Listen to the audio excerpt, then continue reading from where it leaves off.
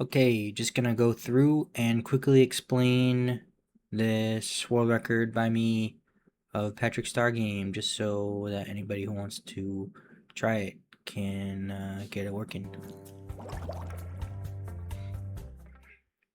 First thing, we're on the current patch of the game, so you don't need to down patch. No glitches have ever been patched, so we're fine on that front. At the start, you want to just hold so you can spin. Face the quarter, spam, grab a quarter. Pretty self-explanatory. I'll be pausing to explain things that are more in depth throughout. So,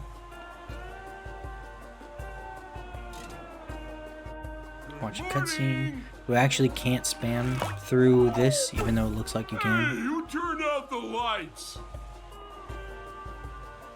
So, first thing we do is cancel the current quest, which means that we don't watch the initial cutscene and allows us to immediately go back to sleep. So we go to sleep. That gives us some sand dollars for that, and then we immediately wake up. And while we're waking up, we want to be spamming here. You can see in the bottom left, we're spamming X to go back to sleep. Is it nap? And what that does is he says, "Oh, is it nap time already?" Right? So it's like he's trying to go back to sleep, but then he wakes up. So what that does is it stores the text menu of choosing yes or no to go back to sleep.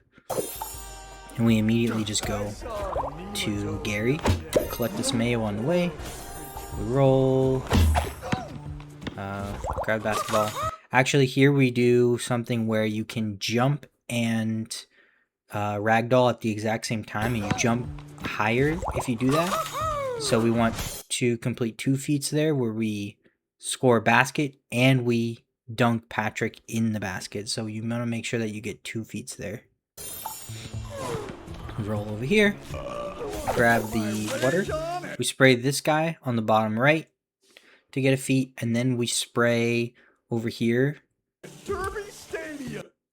And by doing that, we can actually spray the sandbag into the bottom of the cornhole, and it actually can trigger without you having to go over there and throw it. So we roll back, we go to Gary. Talk to Gary. And you can see here we have the yeah and nah from the sleeping earlier, but we don't want to touch it because we're going to save it for later, and this cutscene will just finish by itself. So just make sure not to push anything.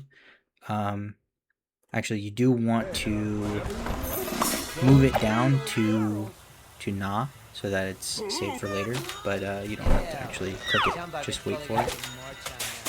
So we do all the stuff here. This is actually a little bit suboptimal because it's random where Gary is in this park. You're gonna have to look for him, and so in here I do the slide first. Actually, the most optimal is if he's all the way up front. Then you do the swings, the merry-go-round, the spring thingy. Then you do the slide. Then you do the sandcastle, because that leaves you closest to where you want to go next. But because I have a really bad Gary setup here, where he's all the way on the opposite end, I just start with whatever's closest. So that loses a little bit of time to Gary RNG. So here what you want to do is, you can see you want to spray to go over the top. And the way that I do that is by, you push forward all the way that you can. And right before you hit the maximum, you want to look up and start spraying. You kind of get a feel for it over time, but that's what you want to do. So we spin this thing. So after you get the first feat, you do have to be grabbing onto it to get the first feat. But what I like to do is after I get the first feat, I will get off and continue to spin it. Because the second feat, you don't have to actually be on it. And so once you hear that, you go And so while you're here, while you're on this thing, because you're just like going back and forth, it doesn't really matter what you're doing. You get onto this thing, and I try to spray the picnic table in the background, because there's a feat for spraying a picnic table. I think I miss it here, but it's not really a time loss because you can do it later. It's just something so you don't have to worry about it later. So we go over here, we spray the police car, and while we're talking on the phone, we finish spraying the police car. So we're like doing two things at once. This, make sure you don't knock over the telephone. So you can see this is a little bit of a time loss here, because you kind of just have to wait for it to happen. And sometimes it takes a while. So we grab the box, we reset our position because it puts us closer. We slap this jellyfish, gives us a feat. We drop the box, grab onto the fan. We really want to make sure that this box stays on the top so that when we grab the fan and get off, we can grab it and immediately fly over. But if it falls, it's not the biggest deal. It's like a second or two. So here is where we finally use the text from Gary.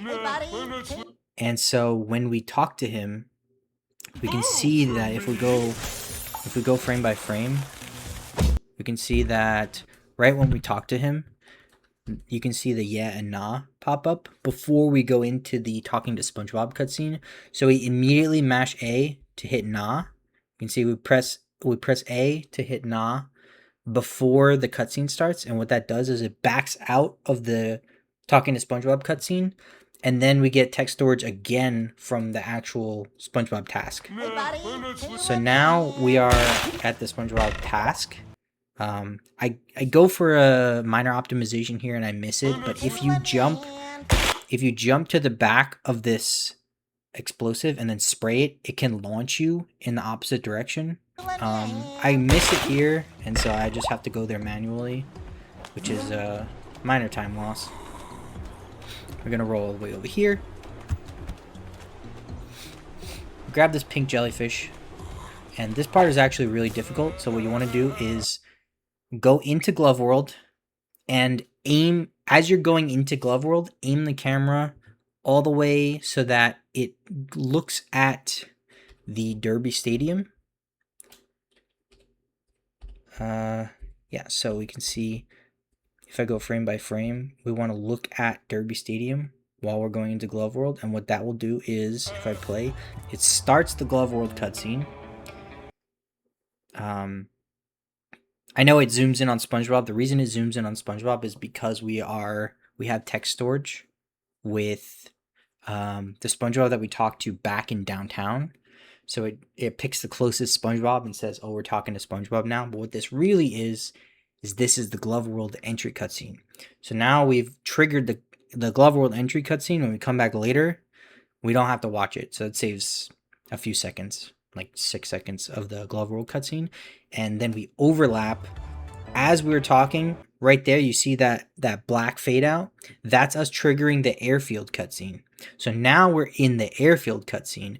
We have on the bottom the option for selecting SpongeBob from downtown. And as we're doing this, the jellyfish is actually carrying us because the jellyfish goes automatically. So we're just sitting here waiting. And then when we see the fade out, this is the Derby cutscene. And immediately when we hit the Derby cutscene, we press A. So you can see when I hit the Derby cutscene, immediately I'm spamming A. And he says, I'm on it, SpongeBob. And it teleports us all the way back to downtown where we had our text storage.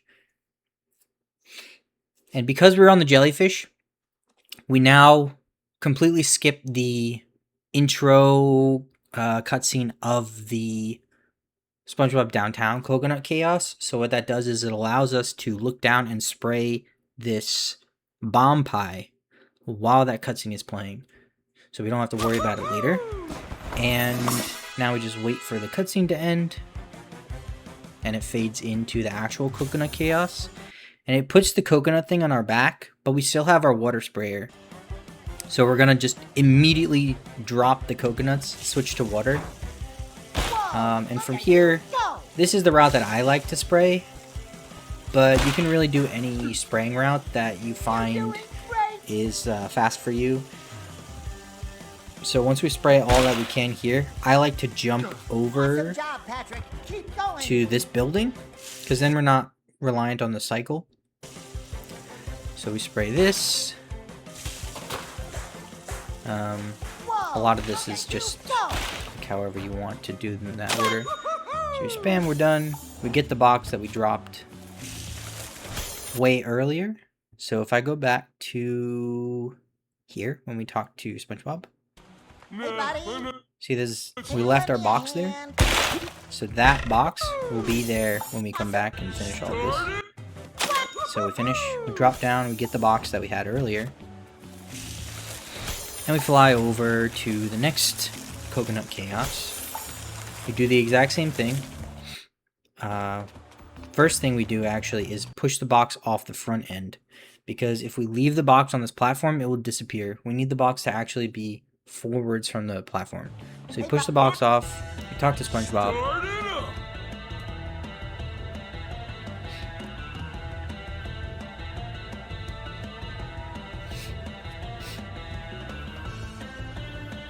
We do the same thing where we immediately equip the water.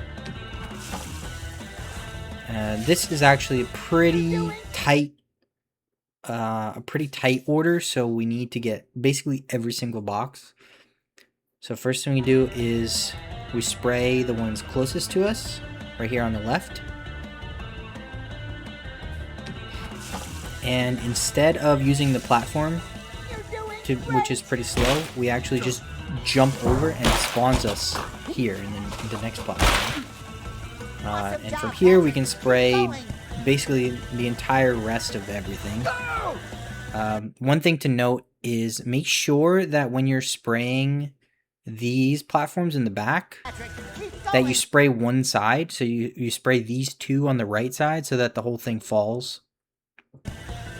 And because that fell, that platform... Here, let me show back up. Awesome job, Patrick. So what you're doing here is you spray these two. This platform right here will fall down and pop these two. And so all of the boxes just fall down. Keep going. Here I like to spray just like willy-nilly. But you really need to pop at least 2 on each of these so that the boxes fall down. Then I turn around and spray all of these. Go. And spray these. And then we go grab our box, fly over to Glove World. Because we did that jellyfish stuff earlier, there's no cutscene because we've already watched it. We drop our water, and we kind of just like spin or run into this thing. And it's a little finicky, but it saves us from having to get the hammer. Go over here and get this mayo, drop this, trigger this, and just spray down everything. Make sure that you hear the cha-ching before you walk away, or it will remove the task before you actually get the feat. And we reset position, teleports us all the way over here. Drop the box, drop the water. This is a little bit of RNG too, but and you will get this eating pop-up because technically the gloves are food. So make sure that you press A through that and you're ready for it. Then you just find the closest person, you kind of go a little slow, and once you hear the cha-ching, you can drop it, go grab your stuff again. Spray a table. We do this speed thing. We grab this mayo from the outside. We actually don't have to go in. We reset our position. And from here, we're kind of watching... We're watching the mitten this whole time, right? So right here, I make a realization that because of the pace I'm on, the mitten is actually all the way in the front. Like, it basically just went over the hump, right? So I have as much time as it takes to go around, like, basically like 2/3 of this. So instead of doing the mitten right now, because I realize that there's a lot of time left, I go around and get all the mayo. So you want to be cognitive of the mitten at this point. So I go get this mayo. Here I'm a little bit freaked out because I dropped the box, right? So because the box falls out of the water, it's like I might miss the mitten cycle. So I'm keeping track of the mitten cycle in my head. I drop on this mayo, reset position, puts me all the way back here. I'm checking the mitten again. It's almost there. Drop the box, and I get it. This cutscene is really just random that it happened at this point, so kind of funny. And for the mitten, what you want to do is stand right here, where the incline goes down, and you can see I'm spamming Y.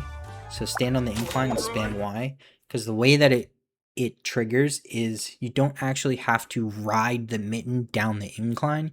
You just have to be in the incline and then ride the mitten. So you can do it from the front or you can do it from the back. Like if you miss the mitten and it's almost going away, but you're still standing in the incline, you can like grab yourself forwards if you miss it a little bit. But if you are waiting for the mitten to go over the hump, this is the fastest way to get it, because you don't actually have to wait for the mitten to finish. So you just stand on the incline, get in, and immediately get out. So that saves like a few seconds. And from here you fly all the way over to this reef blower. Drop my stuff. This part is a little bit hard because sometimes when you drop the box or the water sprayer, they like fly off or fall off. You really want to make sure that you drop both on the platform. And so the way that I've found to do this reliably is you drop the box first and then you drop the water sprayer inside the box.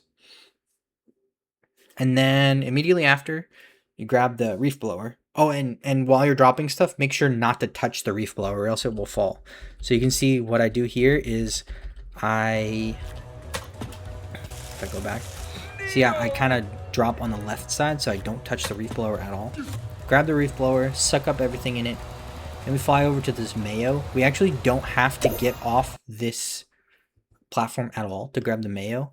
So you just kind of push the other one out of the way with your body. Sometimes you'll actually clip in, and that doesn't matter at all. So we're done with that. Then we fly over here. We get a feat for flying the whole distance. So when you hear that second cha-ching, you know that you can jump off safely. You're done. Grab this mayo. Now we do the ship flip, as I like to call it. So what we're doing here is I'm facing directly up, so you can see this turbine on the reef blower is aligned with the yellow bar of the ship. And as I'm doing that, once I make sure I'm aligned right at the top, I jump and drop the reef blower. So now the reef blower is perched on my head. And because we lined up perfectly, this is just going to stay on my head while I slide down. I'm going frame by frame. So I'm sliding down. The reef blower is still on my head. The camera zooms in because the camera is like in front of the reef blower, right? So the camera zooms in once and it's going to back up. And when the camera zooms in a second time, that's when you grab it. And if you grab it on the second camera zoom in, the ship will flip all the way around. So let me show it in real time. So we're lining up the turbine with the yellow. We jump, we drop it. We're waiting for the camera zoom in, 1, 2, and then grab it. And the ship will flip all the way around.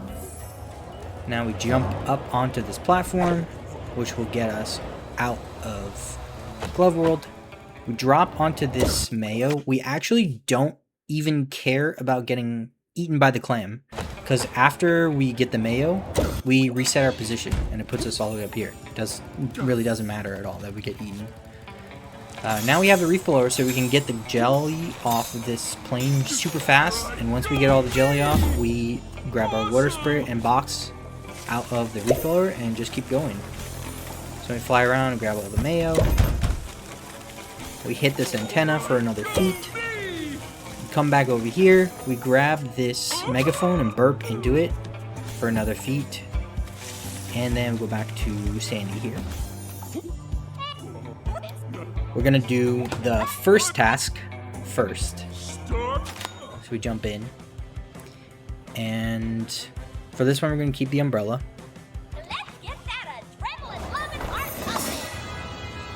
We want to get all of the targets in this one.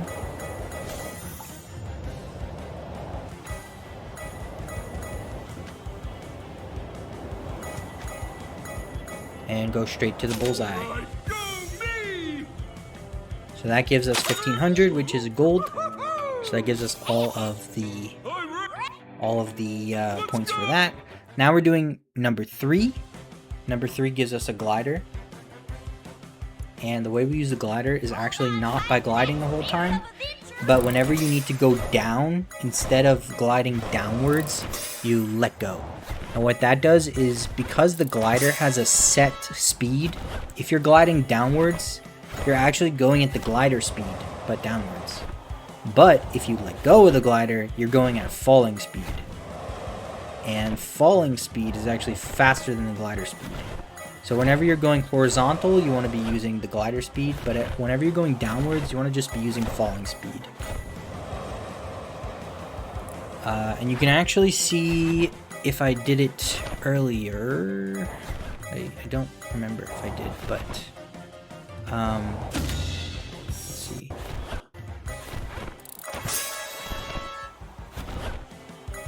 I'm just going through this again because I feel like I missed something.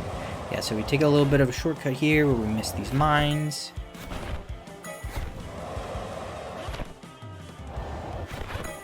Basically, you just want to get the rings, and it doesn't matter how you get there.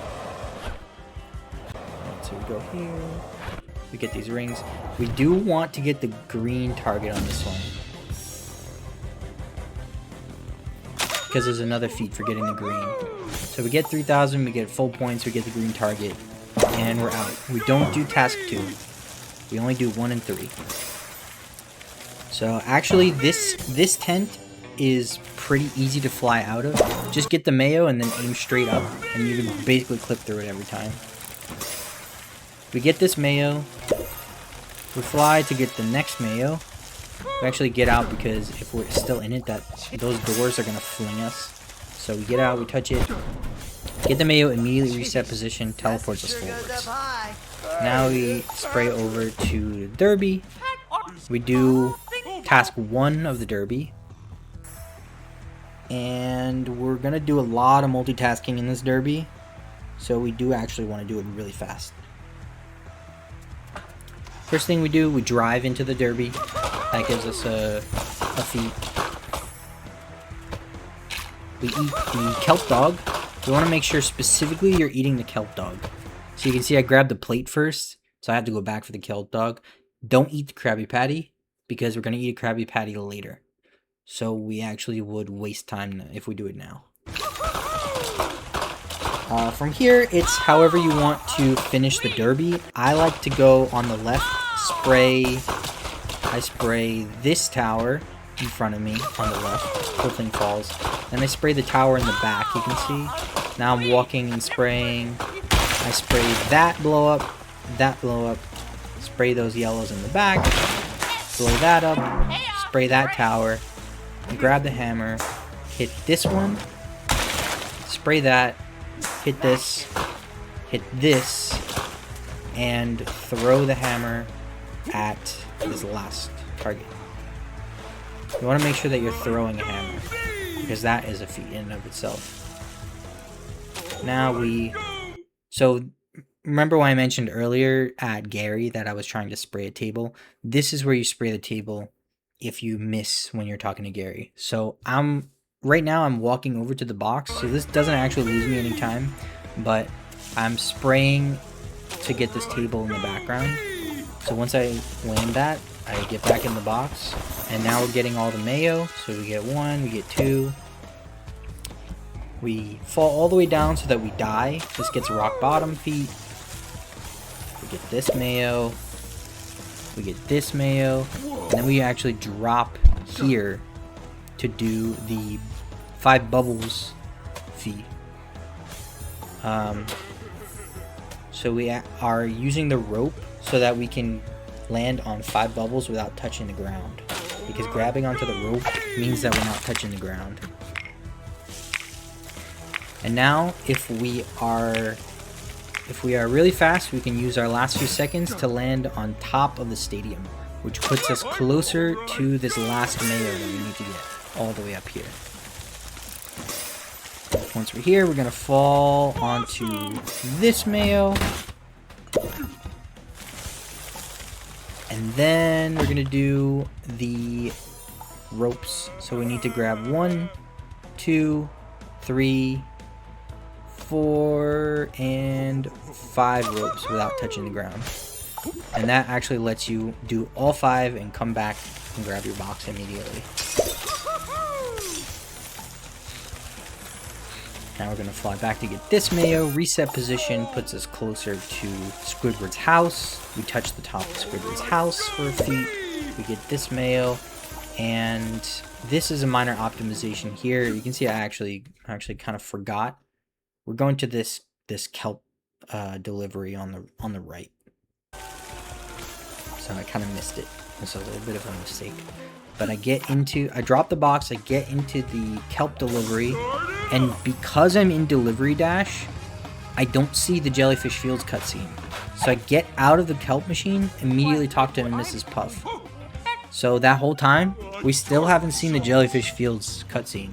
So basically we just saved a few seconds of the cutscene by just getting in the kelp car.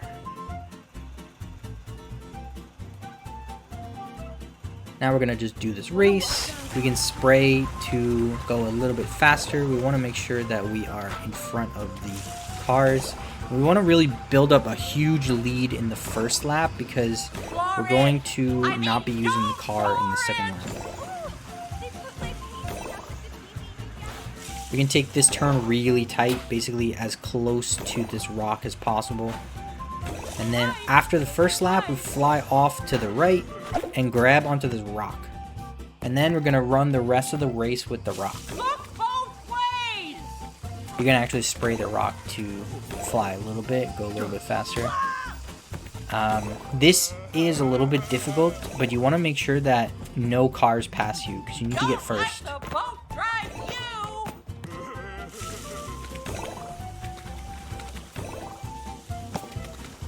So here we're just doing a race, nothing crazy. Signal!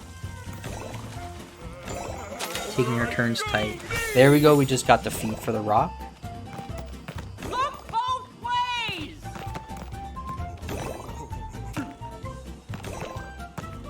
And we're gonna finish the race on the rock, which gives us a feat for finishing on foot, actually, because it takes us off the rock. Then, really quickly, right now, the game is trying to show us the Jellyfish Fields cutscene, but because it's giving us all the feats that we just got from the Jellyfish Fields race, we can fly out of Jellyfish Fields before it can actually serve us the cutscene. So we want to do this quickly, though, so we don't dilly-dally. Just grab that box and get it. So grab the mayos here, drop the box, talk to SpongeBob. Let's go! Now for this one, I like to just spray the explosive barrels instead of the targets because it makes them blow up quicker rather than waiting for them to fall. We're going to do the same thing we've done earlier, which is immediately grab the water. Awesome job, Patrick. You kind of have to memorize where the barrels are on these, so you kind of missed that one. Spray the barrels, that barrel, and we're done. Now immediately when we're done, Wow! we're going to spam Y. And you want to really be ready for this. So here, I'll go frame by frame. So after we have activity completed, you can see I'm spamming Y. And what that does is it will talk to SpongeBob. So you can see right as the cutscene's fading and it says, hey buddy, which is what he says when you're first starting. And then right after he says, hey buddy, he says, wow, you did a great, right? So what that does is it puts us into the text storage state that we had earlier, right? So we interrupted the starting Coconut Chaos with the ending Coconut Chaos, and now we have the text stored from starting Coconut Chaos. So we're gonna fly into the Krusty Krab cutscene, and while the Krusty Krab cutscene, we now have the Coconut Chaos I want to play dialogue, and we click maybe later to end the Krusty Krab cutscene. However, the Krusty Krab cutscene timer is still going in the background. So we are on a strict timer right here. We want to spray this table, then get back in our box and fly over to Mrs. Puff's driving school before the Krusty Krab cutscene ends. So once the driving school cutscene starts, now the ending of the Krusty Krab cutscene ends the driving school cutscene, and that allows us to run over, and we're still on a timer here, so this allows us to run over to Mrs. Puff. We want to drop the box near the starting line, as close as we can get it. Talk to Mrs. Puff. You can actually talk to her through this fence. You don't have to jump over. We spam talk to her, and what that does is now the driving school cutscene will end the race cutscene. So you get out of the car, and you can actually make some progress during the cutscene. You just want to make sure you don't get to the first ring, because you need to get the first ring during the race. But that saves a few seconds of you having to run to that first ring. We blow this up for a feat. We're taking this as tight as we can.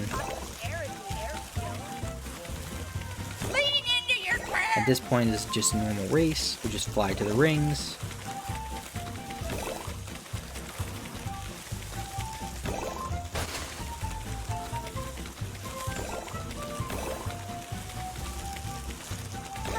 And now for the very ending of the race, we want to drop our box, and throw the box all the way past them, as far as we can, so that we can grab it later. And we want to get into our vehicle. Because of what we did at the start, we have a pretty big lead against the other racers, so this gives us a lot of time to set this up, but you want to still make sure you're in first. And we use the car to back up into the finish line, and that gives us a feat for backing up. Then we go back to get our box. For whatever reason, they can't roll. And now we're in our box.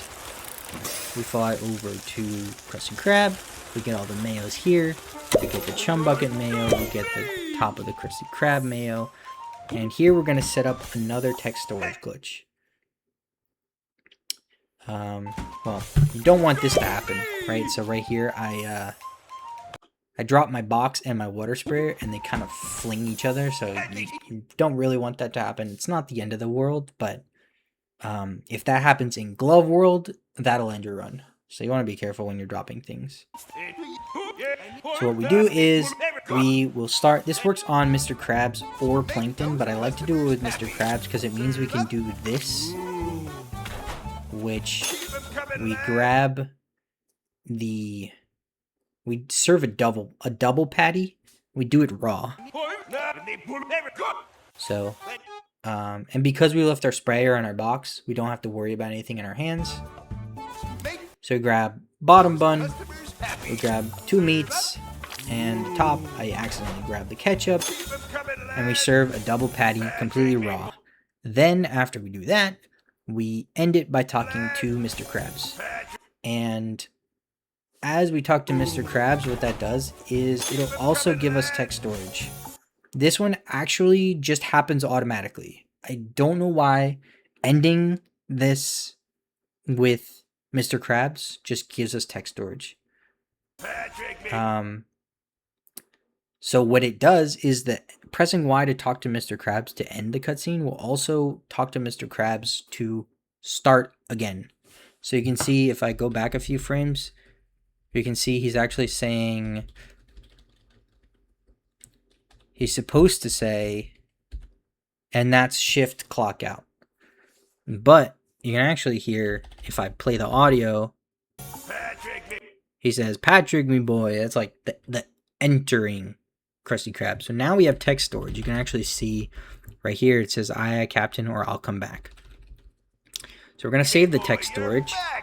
We spray the Krusty Krab table. And we're going to go grab a Krabby Patty. I don't want the plate, so I just eat the plate, grab the Krabby Patty, and make sure you eat this while falling. Make sure it's after the peak of your jump. And what that does is it gives you the feat for eating Krabby Patty, and it also gives you a feat for eating Krabby Patty while falling. Alright, go me! Then we grab this mayo, we grab the final mayo, and we should be, if you get everything right, at 1,000 sand dollars. And what I'm doing here is I'm doing a little bit of a roundabout way to get to the Fast Food Coliseum so that I can travel through the door. So I'm trying to line myself up with the doorway before the cutscene starts, because when the cutscene starts, I'm flying, right? So you can see these last few frames before the cutscene starts. This is when the cutscene starts. Our text storage pops up, but I'm actually still flying forwards. And you can see during the cutscene, if you look down here, you can see I'm still moving. So I want to be moving. I want to be moving into the doorway. Then really quickly, I need to go down to I'll come back. We spam to get rid of Mr. Krabs. I'm a little slow here, actually, which is not great, and you can see why. I lose a bunch of time here by not doing this optimally. And then I also lose time here. We want to drop the box immediately. We drop the box and immediately talk to Plankton. I'm actually not doing a great job here because I jumped and I land in a place where I can't talk to Plankton, right? So I have to turn to talk to Plankton. And that loses me a bunch of time. So now that we're talking to Plankton, we're spamming through talking to him. All this time we're on a timer. We're on the same timer that we were on in the Krusty Krab cutscene. Because we started the Fast Food Coliseum cutscene and ended it with the text storage to talk to Mr. Krabs, the Fast Food Coliseum cutscene is still going on. So we're going to try, I actually miss it in this run, but we're going to try to talk to Plankton really fast, spam through all of this. We can see right here, we fade to black. This is not the end of the conversation, but this fade to black is the ending of the Coliseum cutscene. So the Coliseum cutscene actually ends our conversation with Plankton. And I end up having to talk to Plankton again, which is really not a good thing. This loses me about 20 seconds. What we want to do is have the Coliseum cutscene end our cutscene right here, right? So now, because I missed it, I not only have to talk to Plankton a second time, but I have to watch this whole cutscene from start to finish. And I spam through this whole cutscene, and here I'm like losing time because we shouldn't have to watch all of this. I'll show you what it looks like for real when you get it. So here, reset position, fly up, press the button. And from here, we're almost on an auto-scroller to the very end. So, you should just Keep your head up and look alive out there, Patrick. drop the box. And we're just going to aim for fries. I'm going to kind of skip this because it's an auto-scroller. Just get as many fries in 300 as you can. You just need to get to a gold over the entire course of the Fried Cook Games. I grab the box again. Make sure you're holding the box before you go into the next area, or you will lose the box, and you do need the box. So we're going to spam through this. We have our box. We keep our box. You got this in the bag, champ. And here we actually don't really need to do much of anything, so I'm kind of just standing here for a whole minute. Make sure you're holding the box, though, because you want the box for the last task. Sure could go for some mayonnaise right about. And now we have the box. In the last spraying, Patrick. it actually takes off the sprayer from your back to put the sprayer in your hand, but I just threw the sprayer there. But we actually don't need the sprayer anymore. We just need the box. So holding the box, we go all the way over to the opposite end of the arena. You want to make sure you're on the opposite end of the entrance. And we set up basically right next to the trampoline, or right under the trampoline.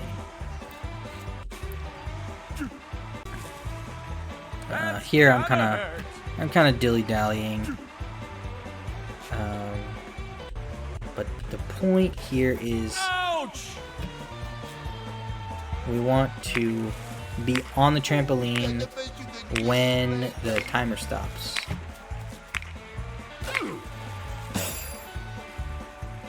Or you can just be like near the trampoline. Right, so because we're in the box, this is a little strange because it usually doesn't happen like this.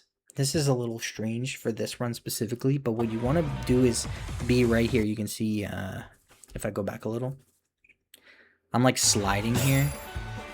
So you want to be right here, right under this trampoline when you finish. And what that does is it puts you under this stage, right? So now I'm all the way at the end of the stage. And at this point I've already triggered the credits. And the way you know that is because he says I'm a star. So I basically triggered the ending cutscene during this cutscene. Right there. If I go frame by frame, right there. That's the ending cutscene being triggered. And then the ending cutscene immediately gets ended by the previous cutscene. So this is actually probably the optimal way to do it, but I also did not do it this way on purpose. Okay, so here's what the ending usually looks like. So we're going into the final task. We don't need the sprayer anymore. We take our box. We get in the box. Now getting in the box means that this death trigger doesn't affect us. So now we're in the box. We're going to pilot the box. And we move over to that trampoline that I was talking about earlier. So I'm going to sit right under this trampoline. And just kind of wait here.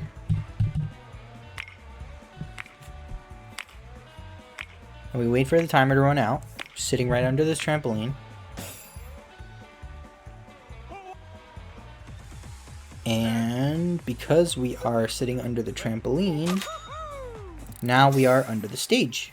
And we just immediately get out of the box and jump up, and it puts us on the stage. And I'll go back and show you what the cutscene skip is supposed to look like. If I move back a little bit. In this run I do it on Plankton, but it works the same with crabs. So I talk to Plankton, we get text storage. And now I'm gonna fly into the door.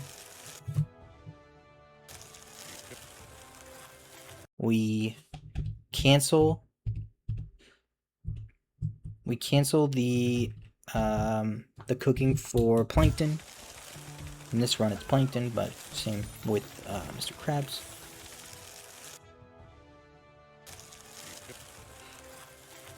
And we fly over to Plankton. This one I talk to him immediately, so you can see that's how I get it.